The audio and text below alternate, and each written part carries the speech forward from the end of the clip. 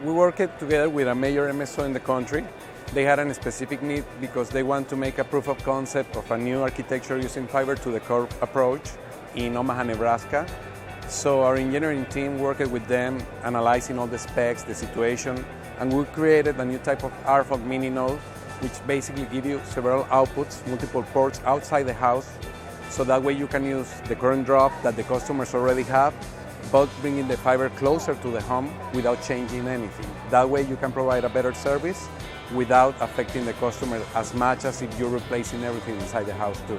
As you can see in this pedestal, our multiple port mini node is replacing a traditional HFC tab. So basically you have, in this case, 4 ports, each one going to feed a separate house using the regular drop that the house already has. You have the fiber coming in from the plant.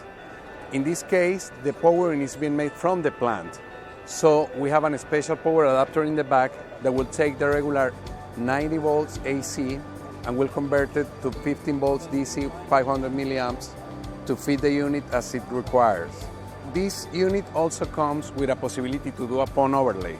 So you will have a secondary port right here that will let you feed from here a PON unit inside any of the houses.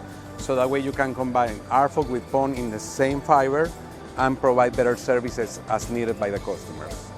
Traditional mini nodes are focused in a fiber to the home approach. So they basically have only one output for the RF part, and they go inside the location with a specific level for that matter. But then you always need to put additional materials for the drop in order to split signal or to approach different areas. In this case, we put everything inside the box. So we have a 4-port mini node and an 8-port mini node, complying with everything that the CTE specs for RFoG. And then without any additional material, you can feed each house directly from the unit in a pedestal outside. So basically you keep to use the same drop that they currently have installed and also provide a better service. I would say the main advantage of this is that in a traditional fiber to the home approach with RFoG, you need to put a fiber mini node in each house.